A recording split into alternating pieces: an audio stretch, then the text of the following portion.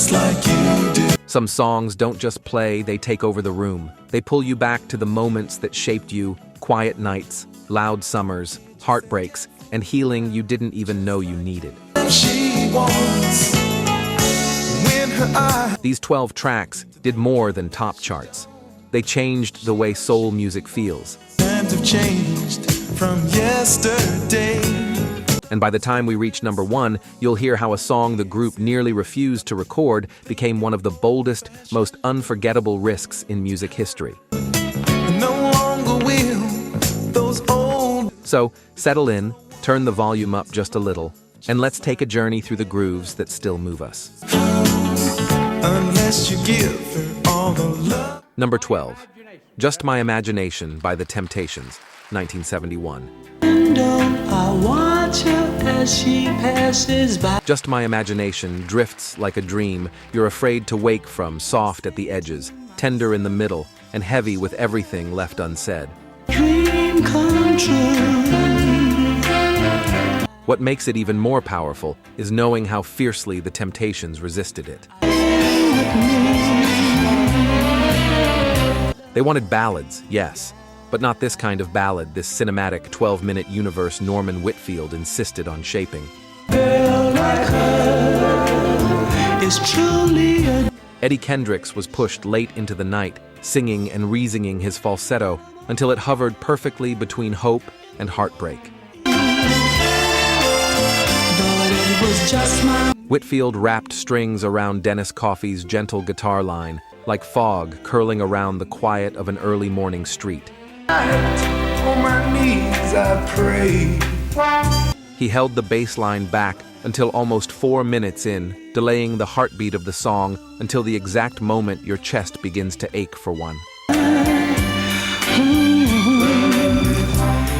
This was The Temptations' final number 1 hit, a chart-topping crossover that won 3 Grammys, Love from me, or I would surely die. closing the door on Motown's Detroit era with grace, tension, and cinematic ambition. Running away with me. Up next, we leave this late-night confession and step directly into warm sunlight, the glow Maze bottled perfectly. Once again. Number 11, Golden Time of Day by Maze, 1978. Golden Time of Day feels like light settling softly on your shoulders after a long week, warm, patient, and healing.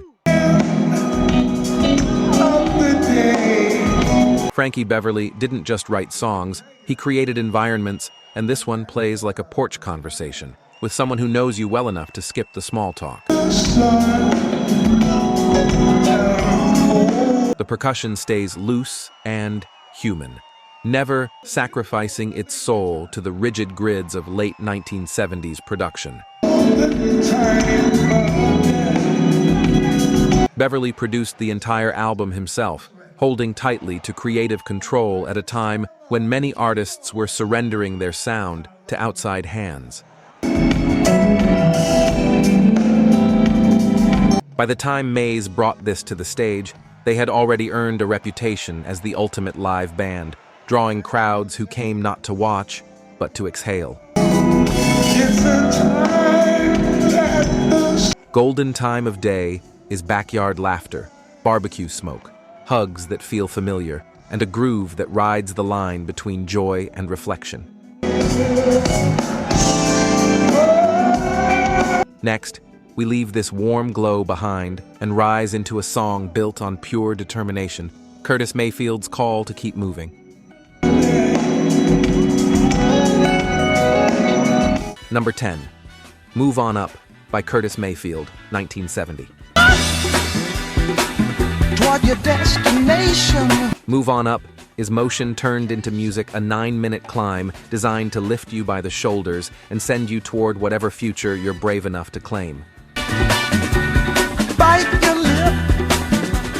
Curtis Mayfield had just stepped into his solo era.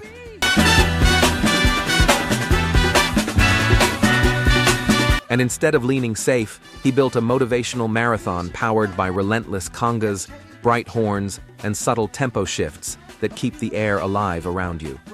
cannot slip. Just move on. American radio didn't know what to do with a track this long or this confident, but the UK caught on instantly, keeping it on the charts for 10 straight weeks. So hush not, child. The beauty of Move On Up is in its refusal to rest. Every horn stab feels like fresh encouragement. Every rhythmic layer feels like a push to take one more step. And keep on wishing. It's soul, gospel, and grit fused together into a single anthem for anyone trying to outrun doubt. Do not obey, rumors people say.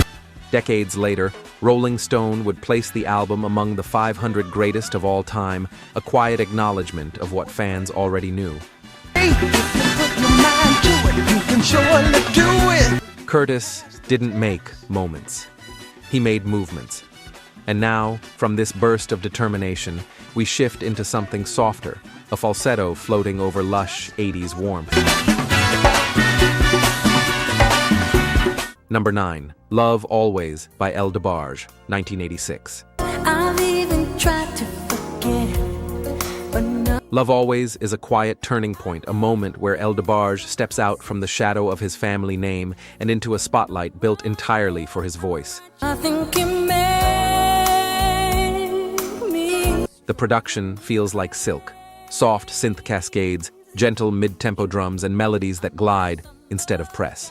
Every night, and I'll L teamed with heavy-hitting writers and producers who understood the assignment, find a way to let his falsetto breathe without ever drowning it in 80s excess. And it works. I will always be around. His voice rises like a soft plea, then settles into something warm and certain. Even if the sun falls down.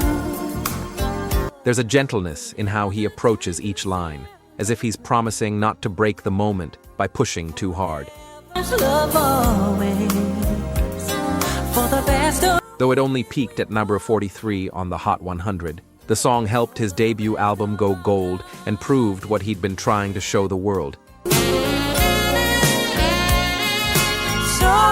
From this polished slow burn, we slide into one of soul's purest, quiet storm classics, romance shaped into a whisper.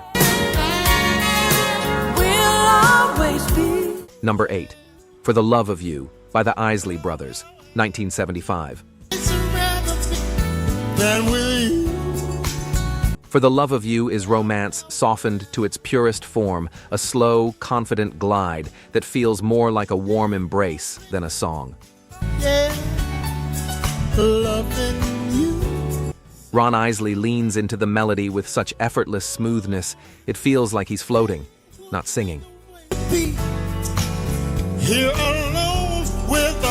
Strings unfold like velvet draped across a dim room, while gentle percussion taps out a heartbeat steady enough to sway to. The track originally carried the title, How Lucky I Am, and behind the scenes, frustration nearly stalled its release. But none of that tension touches the music. What made it onto the record is pure elegance.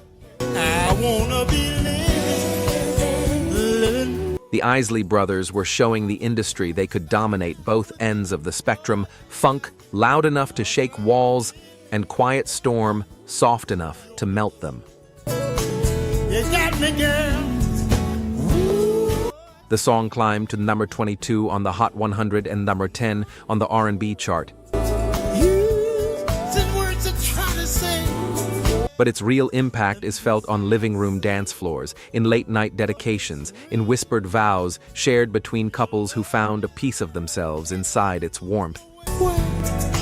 Sign my name on a card. Now, from romance, this smooth, we hit the gas northern soul energy comes racing in. Number 7, Since I Found My Baby by the Metros, 1967. Since I Found My Baby hits like a burst of adrenaline, fast, bright, and full of joy you can barely contain. The moment the drums hit, you know you're in motion. Horns flash in and out like excited friends, interrupting each other mid-story.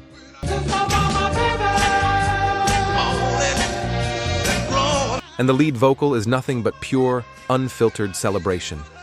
You don't need backstory. You don't need context. You believe him because the joy sounds real. I hear my baby's name, all the love passed me by. Behind him, the backing singers echo every line with a call and response energy that feels like a party happening live in the recording booth. It didn't chart nationally. It vanished almost immediately upon release. Nobody to tell me what I need. But Northern soul collectors in the UK resurrected it decades later, playing it in late-night clubs, watching dancers sprint to the floor. Turning the record into a rarity worth hundreds. That's the power of a good groove. Even if radio ignores it, the right ears always find it. Number 6, Got to Give It Up by Marvin Gaye, 1977. Gotta Give It Up sounds like you're stepping into a party already in motion, laughter in one corner.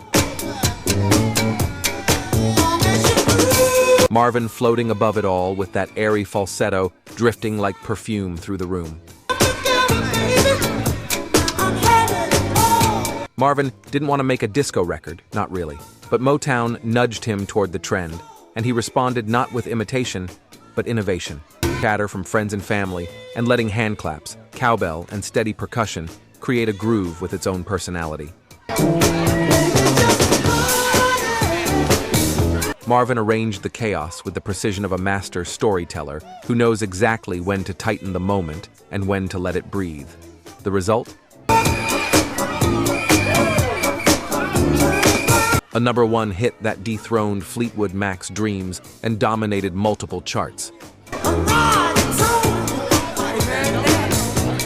It's messy, joyful, alive, and the kind of track that makes even shy people start moving. From this organized party chaos, we slide into smooth, confident swagger. Number 5, You Sexy Thing by Hot Chocolate, 1975.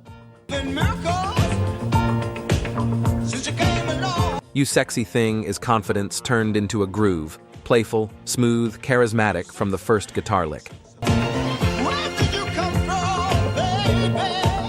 The fact that it began its life as a tossed-off B-side makes its success even sweeter. Errol Brown sings with a wink in his voice, riding a groove that glides like velvet. The rhythm section keeps everything effortless, never rushing, never forcing, just sliding into the pocket with quiet certainty.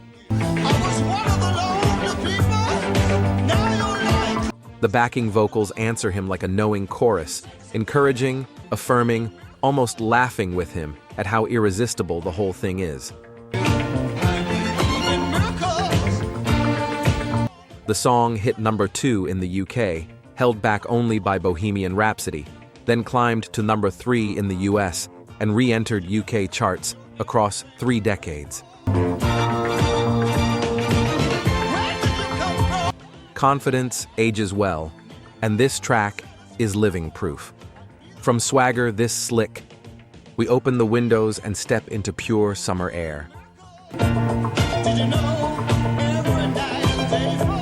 Number 4, In the Summertime by Mungo Jerry, 1970.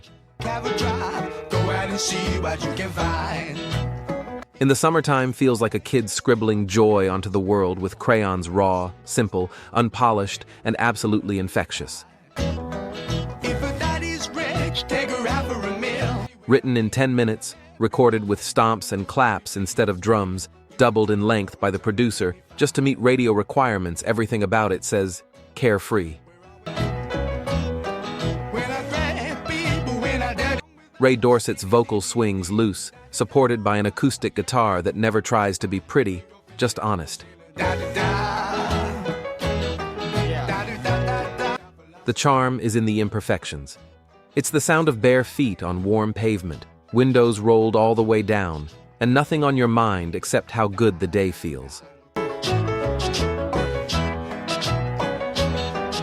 The UK embraced it instantly, sending it to #1 for 7 straight weeks, making it the fastest-selling single of the year. Some songs are crafted, some songs are engineered. This one was simply born sunlight in musical form. From this open-air freedom, we lift upward into spiritual electricity. Number 3. Spirit in the Sky by Norman Greenbaum, 1969. Spirit in the Sky is gospel energy fused with rock grit, a spiritual shout filtered through a fuzz pedal. Norman Greenbaum, someone who had never been a part of church culture, watched Porter Wagoner on TV, grabbed his Telecaster with its built-in fuzz circuit, and created one of music's most enduring one-off masterpieces in 15 minutes. That grinding guitar tone shakes like heaven and earth trading handshakes. The Stovall sisters bring real gospel texture with hand claps and harmony stacks that lift the entire track into something bigger than any single genre. Congas rumble underneath, adding depth that you don't consciously notice, but absolutely feel. It hit number 3 on the Hot 100, topped charts worldwide, sold over 2 million copies in its first year,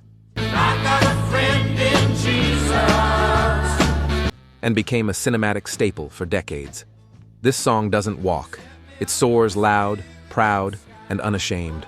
Never been a sinner, I never sinned. From this skybound shout, we return to the grounded confidence of Mays. Number 2. Back in Stride by Mays, 1985. Back in Stride is what happens when a band fully understands its groove and refuses to complicate it. Frankie Beverly stands at the center of a sound built with purpose. The bass locked deep into the pocket, percussion rolling like warm waves. Keyboards punching in like quiet exclamation points. Everything is placed exactly where it belongs, nothing more, nothing less. Beverly doesn't need vocal fireworks. His steadiness is the show.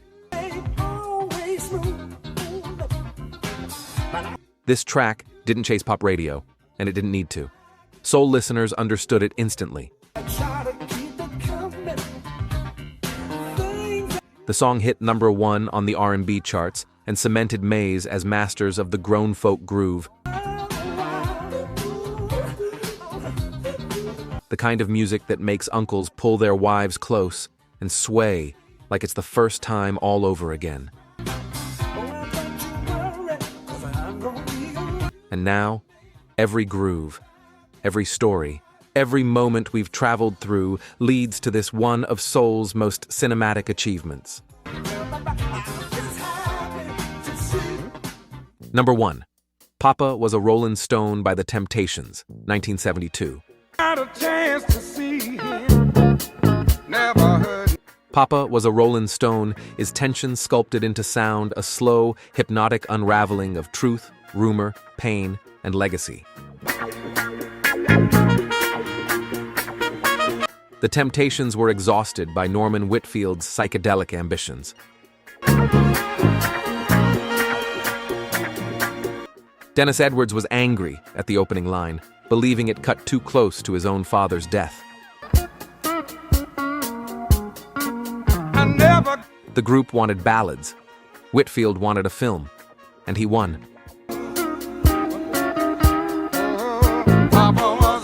He built a 12-minute epic where the bass line, a simple 3-note loop, waits 4 whole minutes before making its entrance. Hi-hats flicker like sparks. Strings hover like storm clouds. Horns emerge and recede like memories you're not sure you want to face. That day I'll always remember. The song moves like a thriller, slow, deliberate, heavy with implication. It was the 3rd of September. Every layer Whitfield brings in or pulls out adds pressure, adds mood, adds shadow. I'm depending on you. Tell me the truth. When the vocals finally enter, they don't sing, they interrogate. Was a Rollin Stone. The result hit #1 on both the Hot 100 and R&B charts, won 3 Grammys, and landed permanently among Rolling Stone's greatest songs ever recorded. Mama just hung her head and said, son, Papa